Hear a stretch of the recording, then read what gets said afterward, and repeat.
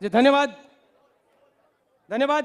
चंद्रिका बहन को मैं विनती करूंगा कि जो आदिवासी संस्कृति को लेकर कड़ू पहनाकर, हाथ में कलाई पर कड़ा पहनाकर उनका स्वागत करें। यूथ एनएसयूआई 5 लोग ही, 5 ही, ज्यादा नहीं, 5 लोग स्पीड से, 5 लोग बस हो गया। और इसी के साथ ये यूथ एनएसयूआई और महिला कांग्रेस के बाद तुरंत ही हम चंद्रिका बहन कड़ा पहना के स्वागत करें। उसके बाद स्वागत का मोमेंटो देने वाला विधि हम पूर्ण कर रहे हैं। साथी तुरंत ही जगह छोड़ दें। जी धन्यवाद, धन्यवाद। कोई व्यक्ति समय यहां पर थोड़ा सा नहीं, जैसे मोमेंटो दे तुरंत। बहुत बहुत धन्यवाद। एनएसयूआई के साथी महिला कांग्रेस के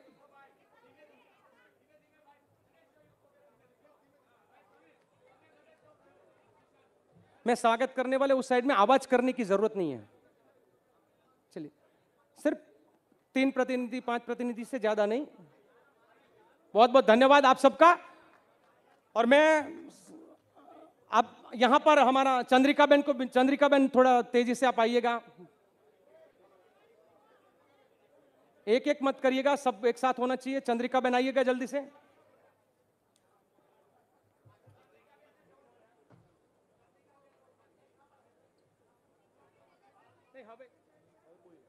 अभी चंद्रिका बहन के अलावा कोई नहीं, बाकी सब स्टेज से नीचे उतर जाएंगे। सब हो गया से साथी, मैं विनती करूंगा जगह खाली करे, बाकी जो वहां पर है वो।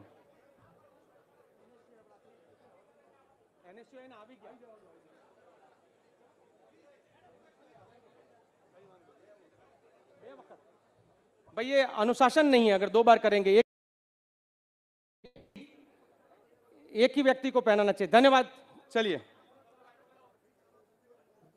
धन्यवाद, धन्यवाद आपका चंद्रिका बहन।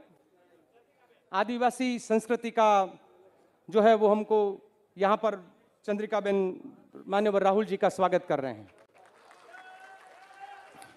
तालियों से सब लोग हम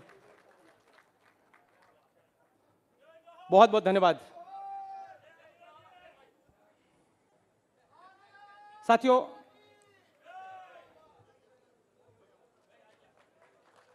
वेरी गुड।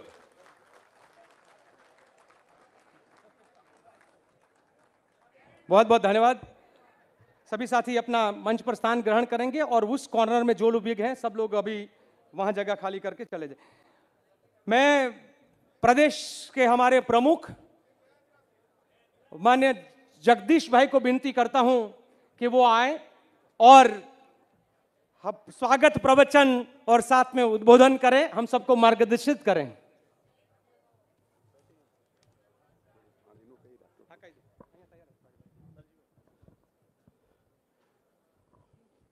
मौजमा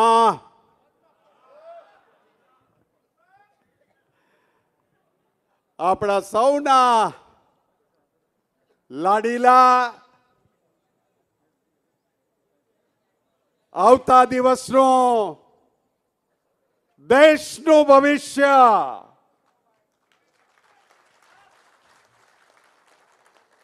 આદરણીય મુરબ્બી રાહુલજી, આપણા સૌના આગેવાન, ગુજરાત પ્રદેશ કોંગ્રેસ સમિતિના પ્રભારી ડોક્ટર રઘુ શર્મા સાહેબ, સુખરામભાઈ, મંચસ્થ ગુજરાત પ્રદેશ કોંગ્રેસ સમિતિના પૂર્વ પ્રમુખશ્રીઓ, વિપક્ષના નેતા, સમગ્ર ગુજરાતનું શીર્ષ નેતૃત્વ 3 દિવસની શિબિરમાં પધારેલા મારા ભાઈઓ બહેનો, યુવાન દોસ્તો અને કોંગ્રેસના યોદ્ધાઓ, सर गुजरात प्रदेश कांग्रेस समिति की ओर से आपका हार्दिक स्वागत करते हैं। सर 25, 26, 27 3 दिन की शिविर हमने यहां लगाई है आपके आदेशानुसार। 18 विषयों पे गहन चर्चाएं हुई, ग्रुप बने, उसका स्टडी हुआ और आपके मार्गदर्शन के बाद कल समारोह में हम तय करने जा रहे हैं कि 2022 कांग्रेस के लिए हमारा क्या होगा, ये रास्ता हम तय करने के लिए जा रहे हैं। सर, आपने हमें कोविड का मुद्दा दिया। सर, पता नहीं था। गुजरात सरकार ने, जो गुजरात देश का मॉडल है विकसित राज्यों में, वो बात जो बताते हैं, उन्होंने गुजरात का मॉडल दिया। आपने दिल्ली से सर आदेश दिया कि कोविड में सही हकीकत क्या है वो देखो, जानो और बताओ लोगों को। सर, वो उन लोगों ने कहा कि सिर्फ 10,000 लोग मरे हैं। हम लोगों ने आपके आदेश सुना सर, हमारे ये जो लोग बैठे हैं कोविड में जिनकी मौत हुई, उनकी घर की मुलाकात लेके 3 लाख का आंकड़ा पत्रकार परिषद में घोषित किया। सर, सरकार डिफेंस में आई। सरकार मॉडल बता रहा था हिंदुस्तान का वजीर आलम, उसको डिफेंस में आना पड़ा। सुप्रीम में हर मुदत पे मुदत पहले बार 17,000, 28,000, 65,000 और लास्ट टाइम पे 1,03,000 मौतें हुई। ये गुजरात सरकार ने सुप्रीम कोर्ट में सौगंधनामा दिया। सर, हम आभारी हैं कि कोविड में हमने देखा है गुजरात को। सर, स्मशान में लोहे की भट्टियां थी, वो पिघल गई थी, लेकिन भाजपा का दिल नहीं पिघलता था। वो बात आपके दिल में रही और आपने हमें निर्देश दिया। सरकार को पीछे हटना पड़ा। सरकार झूठ बोल रही है, वो सर आपने साबित गुजरात में किया। धन्यवाद करता हूं सर मैं आपका। सर, 27 साल से हम लड़ रहे हैं, आज भी लड़ेंगे। हम आपका मार्गदर्शन चाहते हैं सर। आगे की लड़ाई में हम कहीं रुकने वाले नहीं हैं, कहीं झुकने वाले नहीं हैं। सर, बताऊं मैं कानून व्यवस्था क्या है हमारी। एक हमारी बच्ची सूरत में एक तरफा प्यार, हैरान परेशान, उसके परिवार पुलिस स्टेशन में जाते थे, नहीं सुनता। ये मतलब मैं बता रहा हूं, जो भाव यहां का भाजपा का प्रेसिडेंट है, उसके वहां, उसके गृह मंत्री के घर में सरेआम पूरे दिन दहाड़े एक लड़की को पकड़ के एक लड़का खड़ा है, वीडियो उतर रहे हैं, सामने उसका परिवार खड़ा है, पीछे से पकड़ के यहां छुरी लगाई है, बोलो मैं जान से मार देता हूं, तुम्हारी गवर्नमेंट या भाजपा में सत्ता है तो रोक लो। ऐसा करने के बावजूद भी वो बच्ची को सरकार नहीं बचा पाई, हम नहीं बचा पाए, और उसी दिन उसका गला काट के वहां खड़ा रहा। वो तड़प तड़प के मर नहीं जाए वहां तक वो खड़ा रहा और उसकी मौत हुई। ये है भाजपा का मॉडल, ये है भाजपा का शासन। सर, दूसरा वाक्य, एक महिला को बोला कि तू मेरे साथ चल, उसने मना कर दिया, जाहिर में उसका नाक काट डाला। सर, एक 12वीं कक्षा में पढ़ती हमारी छोटी बच्ची, उसको उसका अंकल बीमार है, उसे करके ले गया, अनजान जगह पे बलात्कार किया, और उसे भी छुरी मारी आगे और पीछे छुरी मारी। जब मैं उसके परिवार को मिलने गया तो उसके अंकल ने मुझे बताया कि जगदीश भाई, अगर यही होता रहा तो हमारी बच्चियां सलामत कैसे रहेगी, हम पढ़ा नहीं पाएंगे। मैं लड़की हूं, लड़ सकती हूं, ये नारा गुजरात में बुलंद करो सर। बताया, उसके चाचा ने बताया सर ये है गुजरात का मॉडल। सर ये है गुजरात के यहां परीक्षाएं आती है, परीक्षा की एग्जाम होती है, परीक्षा के एग्जाम के बाद पेपर फूटता है और 25 लाख नौजवान का भरोसा सरकार पे उठ जाता है। कोई व्यवस्था नहीं है, कोई सुनवाई नहीं है। और वो नौजवान, जो 25 लाख नौजवान आवेदन करता था, वो आवेदन करने वाला 10 लाख पे आ गया। 15 लाख नौजवान आवेदन करना बंद कर दिया, सरकार से भरोसा उठ गया। सर हमें मार्गदर्शित करें। सर मुझे कहना चाहिए या नहीं कहना चाहिए मुझे पता नहीं, पर कहिए सर कि जो कांग्रेस का कार्यकर पुलिस की लाठी पहले हाथ में पकड़ेगा वो हमारा बायोडेटा बनेगा कांग्रेस में। सर आप कहिए हमें कि आंदोलन के दरमियान जो ज्यादा जेलों में रहेगा, जो ज्यादा पुलिस की लाठियां खाएगा, जो हमारी बात को बढ़ावा देने के लिए सरेआम घूमेगा, वही बायोडेटा कांग्रेस का बनना चाहिए।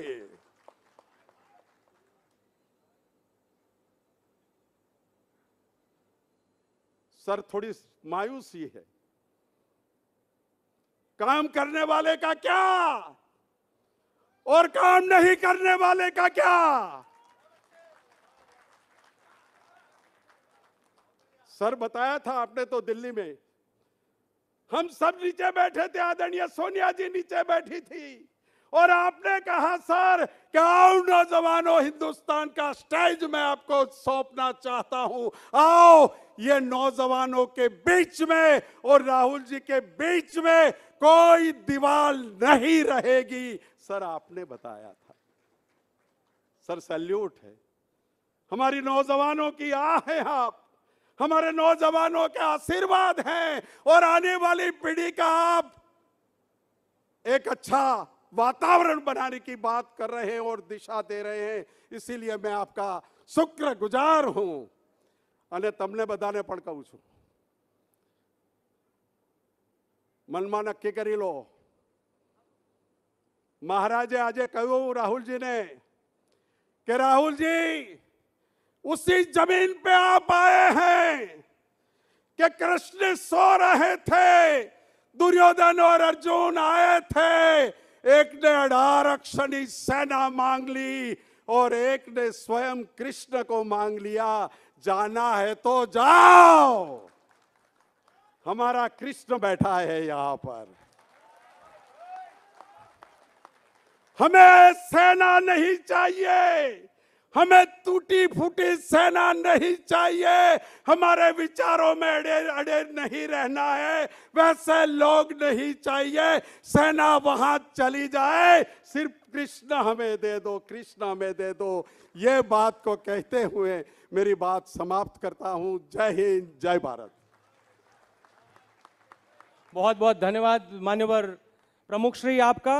मैं हमारे प्रदेश के प्रभारी और पूर्व कैबिनेट मिनिस्ट्री राजस्थान सरकार के मान्यवर डॉक्टर रघु शर्मा जी को विनती करता हूं वो हम मार्गदर्शित करें।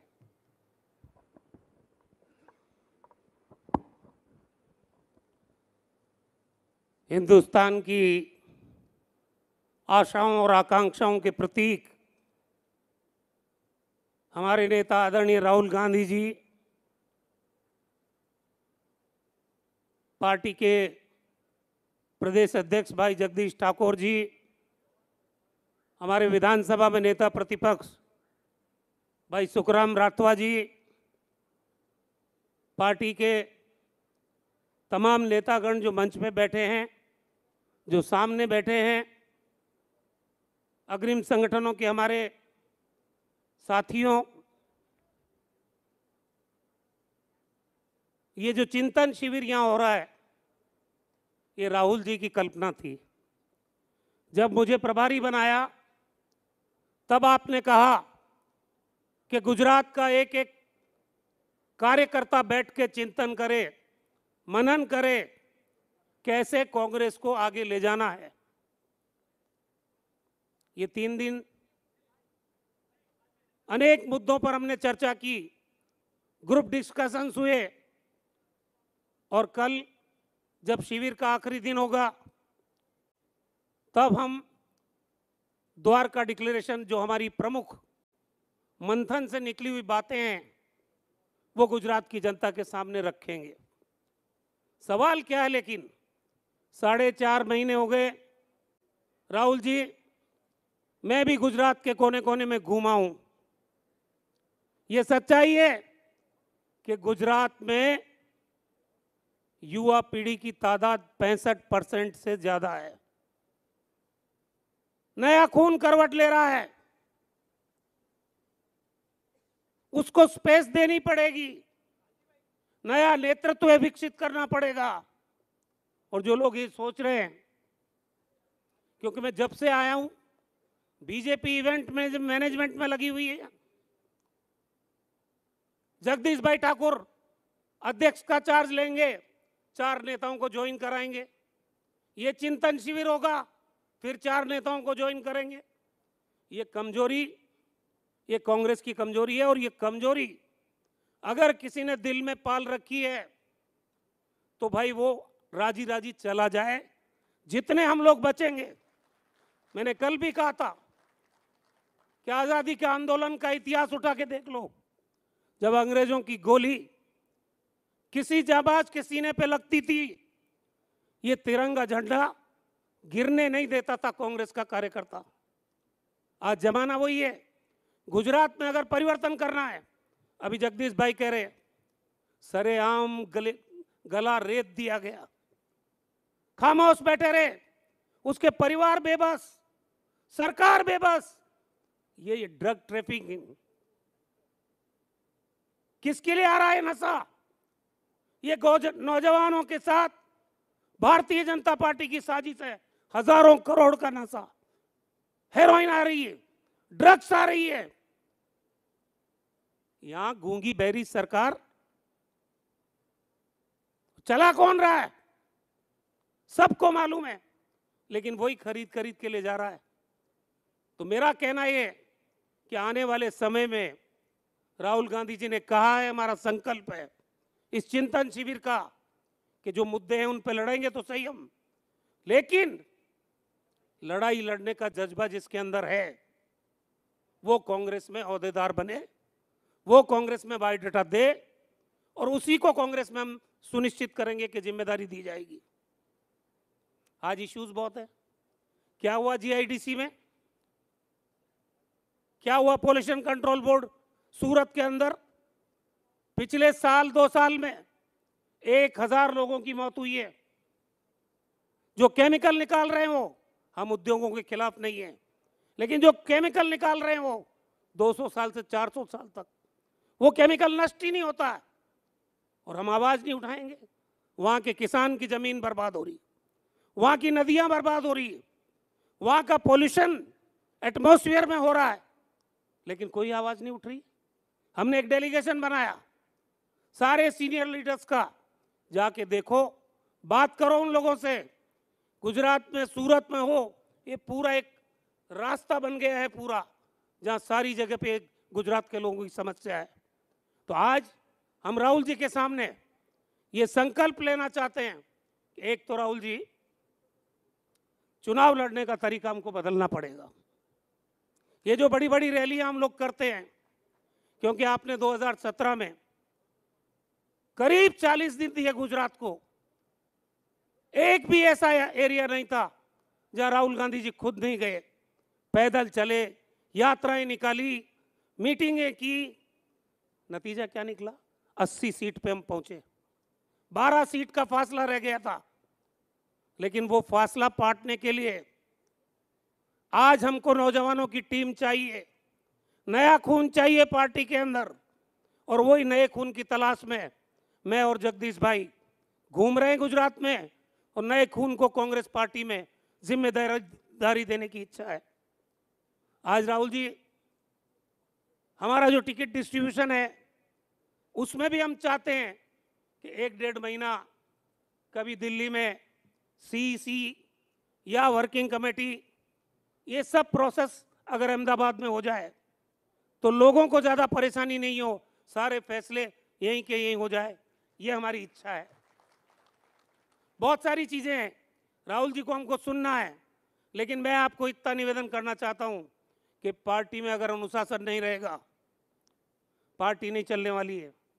और कितना भी बड़ा नेता हो, राहुल जी की मौजूदगी में कह रहा हूं, कितना भी बड़ा नेता हो, अगर उसने पार्टी की अनुशासन की सीमा रेखा को लांघा तो फिर हमें उसकी पार्टी में जरूरत नहीं है।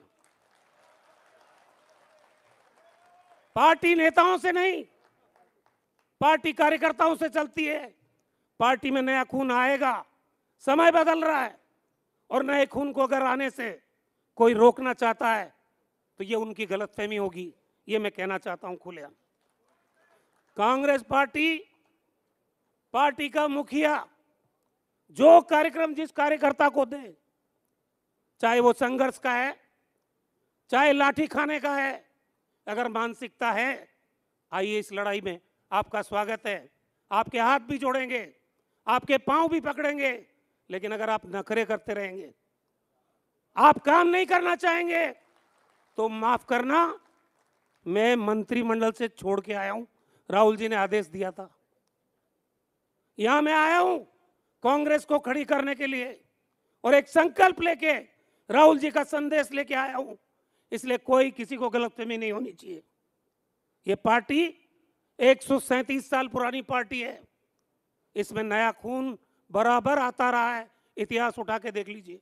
हमें वो कांग्रेस चाहिए गुजरात में, जो आने वाले 25 साल के लिए गुजरात के लोगों की सेवा करे, कांग्रेस पार्टी की विचारधारा को मजबूत करे गुजरात में, उसकी तलाश है। और उसके लिए आप सब लोग सहयोग करोगे कि नहीं करोगे? हाथ खड़े करके बताओ।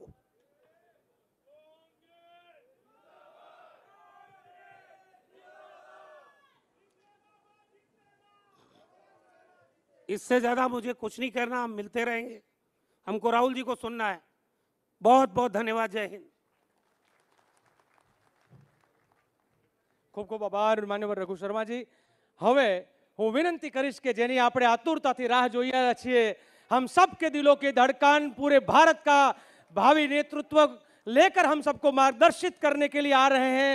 मान्यवर राहुल जी, आप आइए, हमको मार्गदर्शित करें, ऊर्जा दीजिएगा। उधर आप उधर वाले माइक से करें। राहुल गांधी जैसा हो,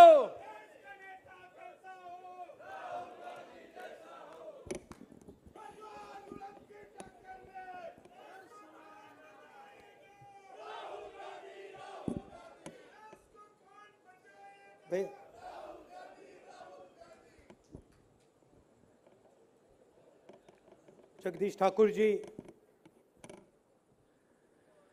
रघु शर्मा जी, स्टेज पे कांग्रेस पार्टी के वरिष्ठ नेता, बाकी हमारे नेता,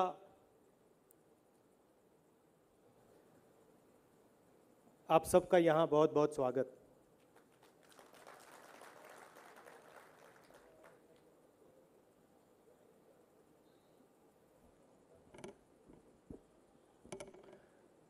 गुजरात आकर जब भी मैं यहाँ आता हूँ, मुझे बहुत अच्छा लगता है, और कुछ ना कुछ, हर बार कुछ ना कुछ सीखने को मिल जाता है। आप यूनिक तरीके से काम करते हो।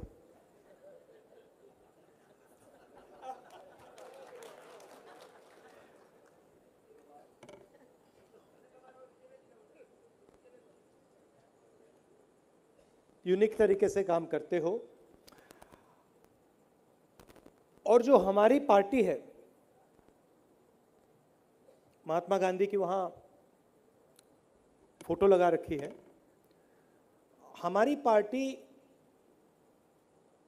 गुजरात से पैदा हुई है। मतलब उस समय हर प्रदेश में कांग्रेस पार्टी उठी थी, मगर जो विचारधारा थी,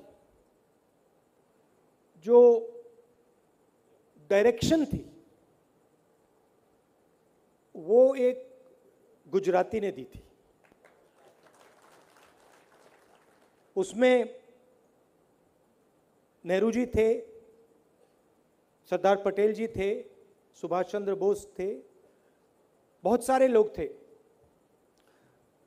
मगर जिसको स्ट्रेटेजिक डायरेक्शन कहते हैं वो महात्मा गांधी ने दी थी। और बाकी लोग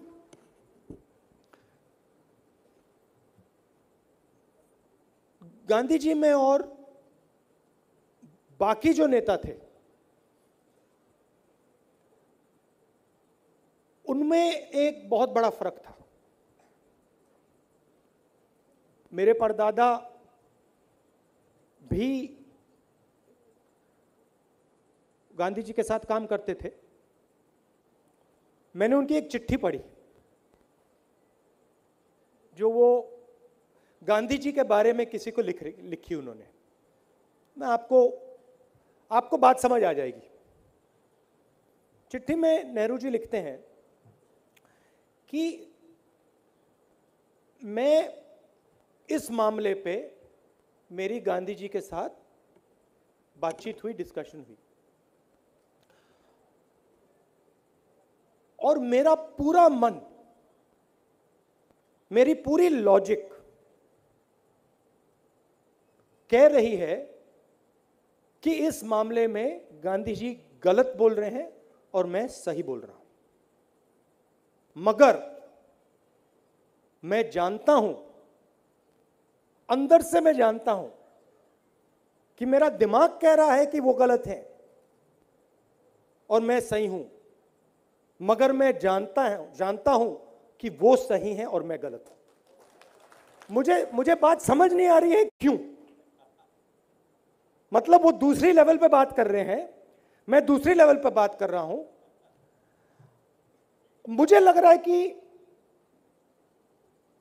वो गलत हैं, लॉजिकली मुझे लग रहा है कि गलत है, मगर पता नहीं कहां से फीलिंग आ रही है कि वही सही है। मतलब आपने आज, मैं जब मंदिर गया तो वहां पुजारी जी ने मुझे भी कहानी बताई कृष्ण भगवान की, जो आपने अभी फिर से दोहराई। तो उसमें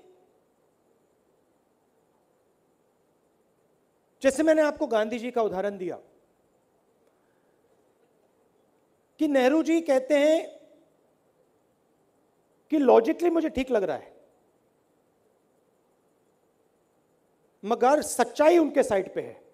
लॉजिक मेरे साइड पे, सच्चाई उनके साइड पे। मतलब मैं सच्चाई तक पहुंच नहीं पा रहा हूं। तो वही कृष्ण भगवान की बात थी। जब लड़ाई हुई, जब कृष्ण भगवान जी वहां लेटे थे, उन्होंने बड़ी होशियारी से सवाल पूछा, तुम्हें सेना चाहिए या तुम्हें कृष्ण जी चाहिए? यह मामूली सवाल नहीं है, यह गहरा सवाल है। कृष्ण जी यह पूछ रहे थे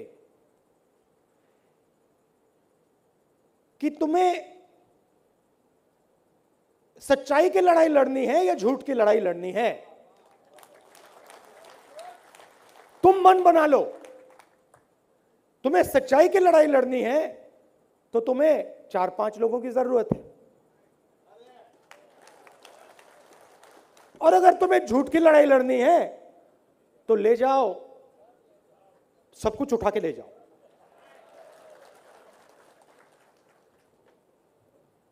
सौ भाई चाहिए वो ले लो, हथियार चाहिए वो भी ले लो। अब उस दिन नहीं थे, बट जो भी है, हेलीकॉप्टर, हवाई जहाज,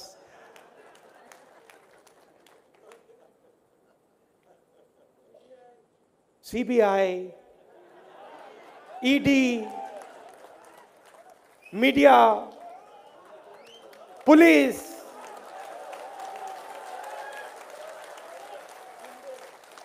गुंडे,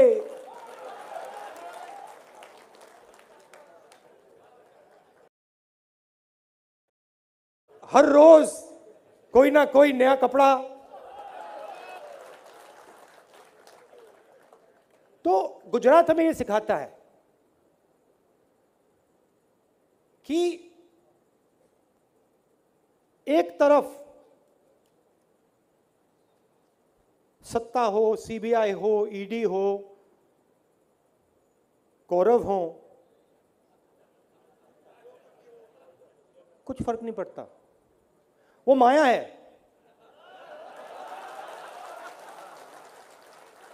वो माया है,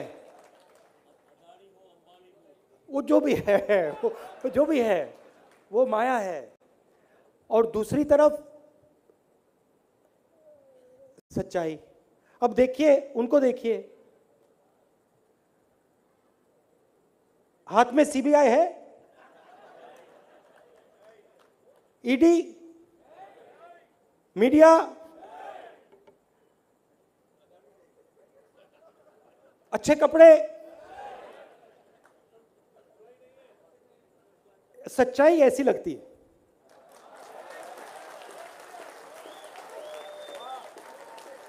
सच्चाई बड़ी सिंपल होती है, सिंपल होती है। अब सुनिए, तो गुजरात ने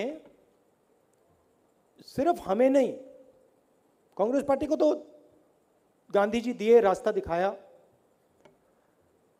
मगर गुजरात ने ये जो सोच है,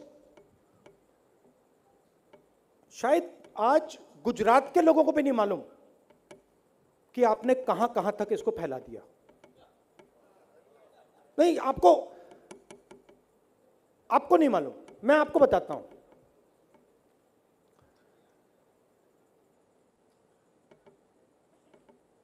नाइनटीन 1990s की बात है, मैं 19-20 साल का था उस समय, और मैं ये कांग्रेस पार्टी से नहीं कह रहा हूं, मैं गुजरात के हर युवा से कह रहा हूं, आप सबको ये सुनना चाहिए। ये भाषण इनके लिए है मगर आपके लिए भी है। मैं गया साउथ अफ्रीका। आप लोग अभी कहा किसी ने कि थोड़ी मायूसी है, तो उसको मिटाने के लिए मैं ये आपको समझा रहा हूं, बता रहा हूं। मैं जानता हूं कांग्रेस पार्टी में मायूसी कैसे मिटती है, समझता हूं। तो मैं गया साउथ अफ्रीका, वहां पे सोनिया जी थी, प्रियंका थी, मैं था। पापा के असैसिनेशन के बाद मंडेला जी ने हमें साउथ अफ्रीका बुलाया था। साउथ अफ्रीका में जो अपार्थाइड की सरकार थी उसको हटा दिया गया था। तो मंडेला जी ने हमें बताया कि थोड़ा बता रहे थे, लड़ाई के बारे में बता रहे थे, और उन्होंने बताया कि मैं 26 साल जेल में रहा। 26 साल मुझे वो तंग करते थे, कंटिन्यूअस, मतलब ये नहीं कि 2 साल अंदर फिर 2 साल बाहर, 26 साल डायरेक्ट सीधा खट, और सॉलिटरी कन्फाइनमेंट में 7-8 साल। तो मैं सुबह उठता था और दिन भर जेल में रहता था। तो मैंने कहा कि जेल में आप इतने साल रहे, आप अकेले रहे, आपको शक्ति कहां से मिली? मुझे कहते मैं तो अकेला था ही नहीं। मैंने कहा आप अकेले नहीं थे, आपने कहा आप तो सॉलिटरी में थे। सॉलिटरी में तो था, तो फिर मैंने कहा कैसे हो सकता है आप सॉलिटरी में थे और अकेले थे? अकेले नहीं थे। कहते नहीं, मेरे साथ सॉलिटरी जेल में महात्मा गांधी बैठे थे। तो देखिए यहां पे गांधी जी की फोटो है, साउथ अफ्रीका की सरकार को गिरा दिया। साउथ अफ्रीका की सरकार को जाके लुढ़का दिया, और आप मुझे कह रहे हो कि गुजरात की सरकार को नहीं लुढ़का सकते। पिछली बार मैं आया यहां, हमारे जो चलो सीनियर नेता कह लो, उन्होंने मुझे कहा पहली मीटिंग में बहुत मुश्किल चुनाव है। बोला नहीं मैंने कुछ, बहुत मुश्किल लड़ाई है। ठीक है, कितनी सीटें आएंगी? 40-45 सीट आएंगी पक्का। हाँ, 40-45 सीट आएंगी। चुनाव चलता गया, वही नेता मेरे पास आए, कहते हैं माहौल तो बन रहा है,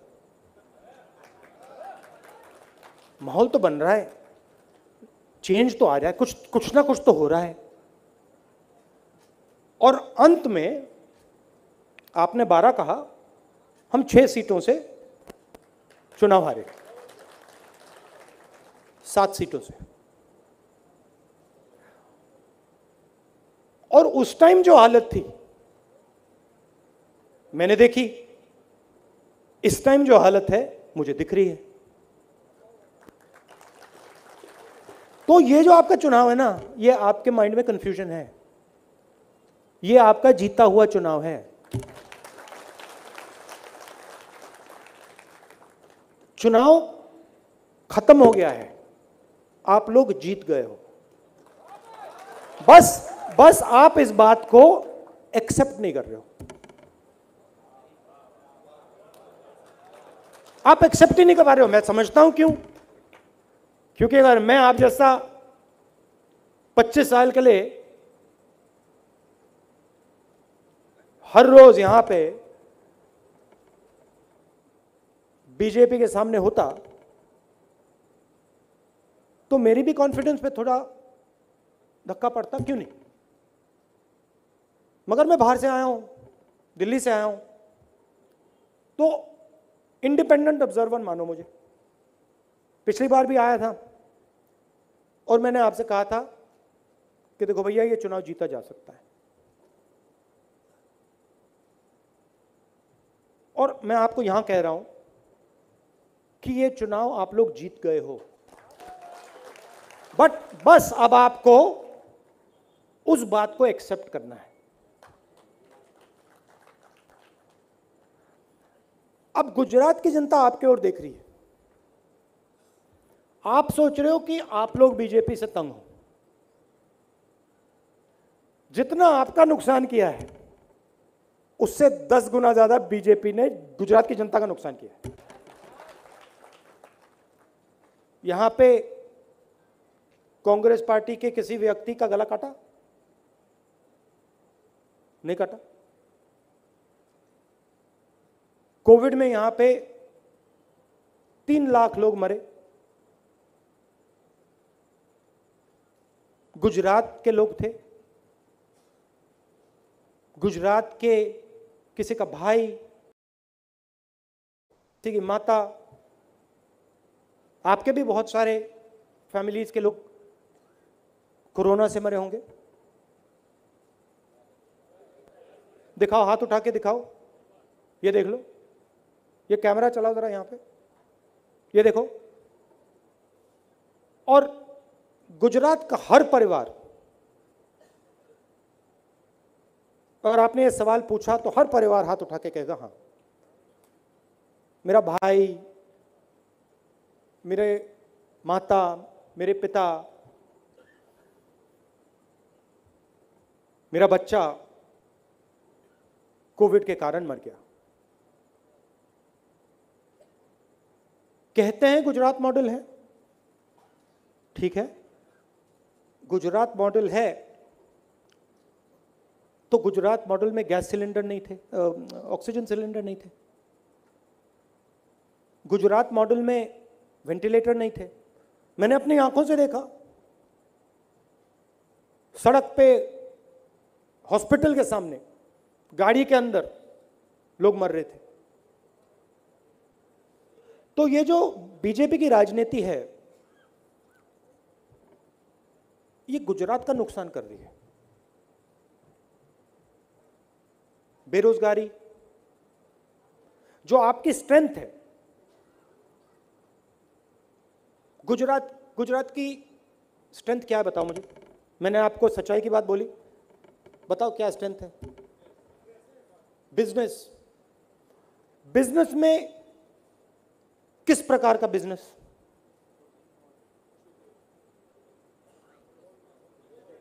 छोटे, स्मॉल और मीडियम, ये गुजरात की स्ट्रेंथ है। स्मॉल और मीडियम बिजनेस को नरेंद्र मोदी जी ने क्या किया?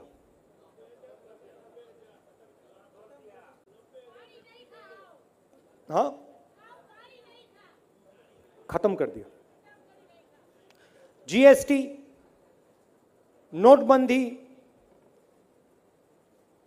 कोरोना के समय उनके जो एक्शंस थे, उन्होंने गुजरात की रीढ़ की हड्डी को तोड़ दिया, बैकबोन को तोड़ दिया। और गुजरात इस बात को समझ रहा है। ये आप मत सोचिए कि गुजरात को ये बात समझ नहीं आ रही है। गुजरात देख रहा है कि हमारी स्ट्रेंथ होती थी स्मॉल मीडियम बिजनेस, हमारी स्ट्रेंथ होती थी इनोवेशन, हमारी स्ट्रेंथ होती थी देश को रास्ता दिखाने की, सब उड़ा दिया। 3-4 लोग गुजरात को चलाते हैं, पूरा का पूरा पावर सेंट्रलाइज कर दिया। अब प्रॉब्लम क्या है?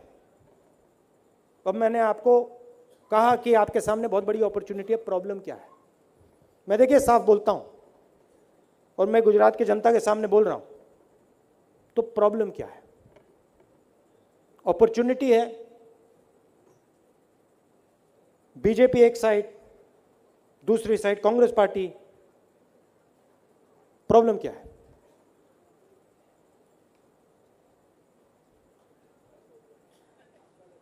नहीं, जोर से बोलिए। हाँ, प्रॉब्लम यह है कि जब गुजरात की जनता कांग्रेस की ओर देखती है, तो उनको क्लियरली कांग्रेस क्या करना चाहती है, उसको कैसे करना चाहती है, और उसको कौन लोग करेंगे, वो पहचान नहीं पा रहे। वो हमारे ओर देखते हैं, कहते हैं यार कांग्रेस पार्टी को जिताना तो चाहते हैं हम, मीडिया उनके साइड है, तो थोड़ा कंफ्यूजन रहता है। पूरा मीडिया उनके बारे में बोलता है, हमारी बुराई करता है 24 घंटे। तो वो कंफ्यूजन हमें क्लियर करना है। कांग्रेस क्या करेगी, कैसे करेगी, और कांग्रेस पार्टी में कौन कौन लोग इस काम को पूरा करके दिखा देंगे। अब इसमें दूसरा सवाल उठता है, कंफ्यूजन कहां से आता है?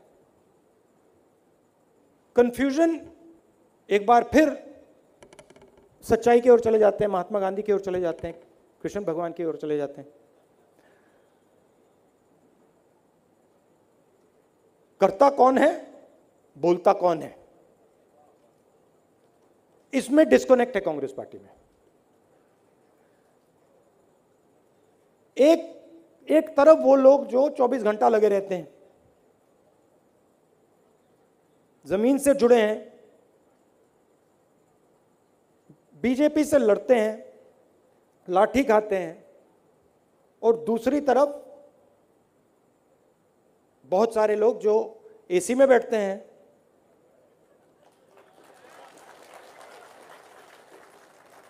मौज करते हैं, बोलते हैं, लंबे लंबे भाषण देते हैं। अब मेरा भी ज्यादा लंबा हो रहा है। तो ये क्लैरिटी हमें लानी है। गुजरात के लोगों को हमें दिखाना है, भैया देखो इस साइड लिस्ट है कांग्रेस पार्टी की, ये लोग काम के लोग हैं, ये लोग जमीनी लोग हैं, ये लड़ जाएंगे, ये गुजरात को रास्ता दिखा देंगे और करके दिखा देंगे। और इस तरफ ये लोग हैं, ये डिस्टर्ब करते हैं, बीजेपी इनको ले जाइए। आपको और कौरव चाहिए, उठा के ले जाइए, जितने चाहिए लेते जाओ, लेते जाओ, लेते जाओ, हमें नहीं चाहिए। हम आपको तोहफा देते हैं, ले जाओ उठा के। हमें कांग्रेस का जो खून है, डीएनए जो है, वो चाहिए। और मैं आपको बताऊं, सच बताऊं तो कांग्रेस पार्टी को बदलने के लिए, यहां पे मतलब तूफान लाने के लिए 25-30 लोगों की जरूरत है। 100, 200, 500, 1000 की नहीं। अगर आप में से 25 लोग मन बना लो कि क्यों भैया अब ना हम बीजेपी को यहां से उखाड़ के, उड़ा के आउट कर देंगे, 25 लोग, मुझे 26 नहीं चाहिए। और उसको भी मैं डेवलप कर सकता हूं, मुझे 25 भी नहीं चाहिए, 5 चाहिए। 5 लोग मुझे मिल जाएं और उन 5 लोगों को 5 लोग मिल जाएं, काम हो जाएगा। तो अब हमें क्या करना है? अगले 6 महीने में, 1 साल में, कितना समय है इलेक्शन में? 8 महीने क्या करना है? हमें खोजना है इन्हीं लोगों में से। ठाकुर जी, आपका काम क्या है? आपका काम इस भीड़ में से वो 25, 30, 40 लोग निकालने हैं और पूरी की पूरी कांग्रेस पार्टी की शक्ति, सपोर्ट उनको देना है। और मैं आपको स्टेज से कह रहा हूं, आपने कहा हम हाथ जोड़ लेंगे, पैर पकड़ लेंगे, कोई जरूरत नहीं है ना। ये भैया पैर पकड़ना, हाथ जोड़ना, वो बीजेपी का काम है, हमें कोई इंटरेस्ट नहीं है। जो काम करेगा उसको आप आगे बढ़ाइए, जो काम नहीं कर रहा है उसको आप साइड में कर दीजिए। और मैं जानता हूं कांग्रेस पार्टी के वो भी लोग हैं, मैं आपको बता रहा हूं, मैंने देखा है, वो भी लोग हैं जो एसी में बैठते हैं। आपने ये लाइन बनानी शुरू कर दी ना, वो भी उस दूसरी लाइन में घुस जाएंगे, टाइम नहीं लगेगा, वो सब पहली लाइन में घुस पड़ेंगे कांग्रेस पार्टी में, वो एकदम आएंगे। तो आपका काम 2 लाइन बनाने का है और फिर आप मजा देखना, ये सब के सब एक लाइन में घुस जाएंगे। और जो नहीं घुसेंगे हैं उनको आप अच्छा सा पैकेज बना के बीजेपी के घर पहुंचा दीजिए। तो गुजरात की जनता, गुजरात के युवाओं से भी 2-3 चीजें कहना चाहता हूं। ये जो संगठन है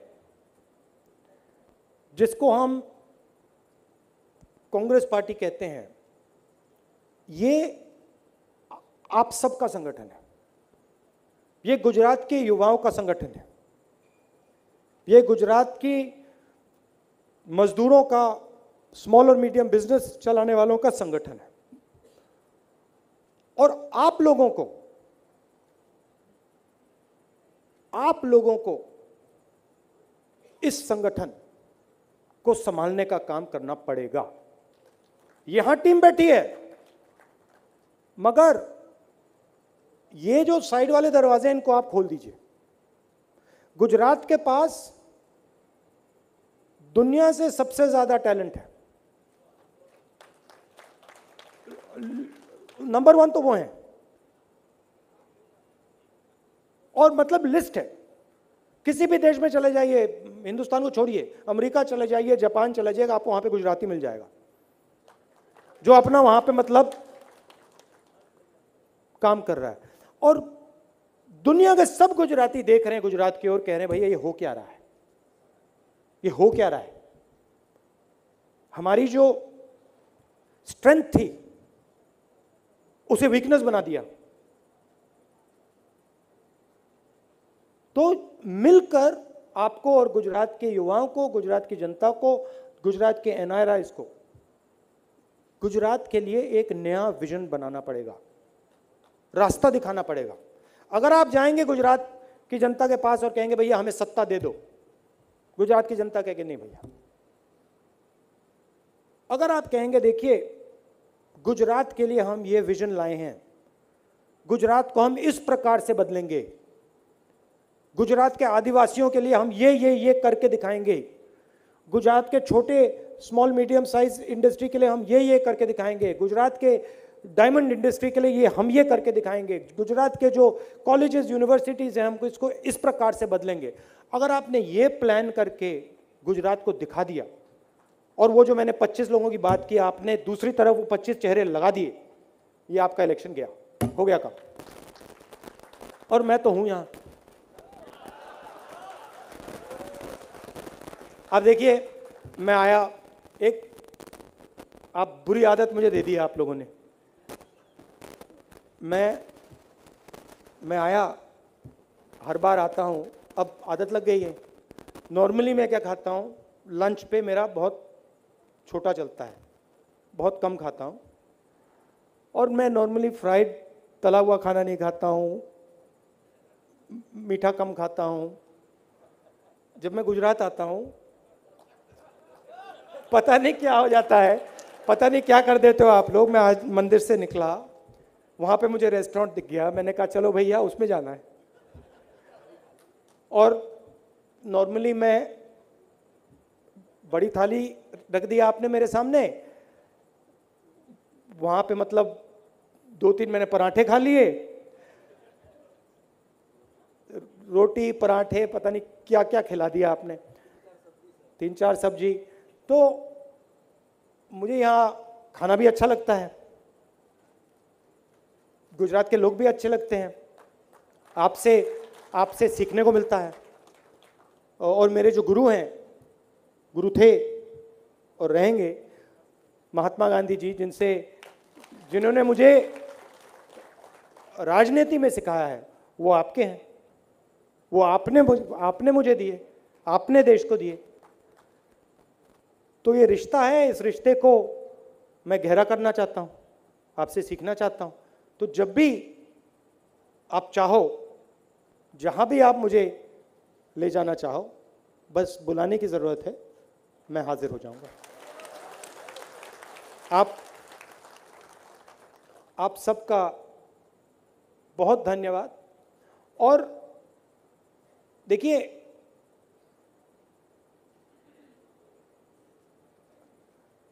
लड़ाई खत्म होने से पहले मैं आपसे एक ही चीज मांगता हूं, 2 चीजें नहीं मांगूंगा, एक चीज मांगता हूं। लड़ाई खत्म होने से पहले हार कभी नहीं माननी चाहिए। लड़ाई के बाद जितनी हार मानना चाहते हो मान लो। इलेक्शन की डेट कब है? 10 दिसंबर से पहले कोई भी कांग्रेस का कार्यकर्ता, कोई भी कांग्रेस का नेता हार नहीं मानेगा। ये आप मुझे दे दो, ये दे दो, और मैं आपको कह रहा हूं कि आपका चुनाव आप लोग जीत गए हो। धन्यवाद।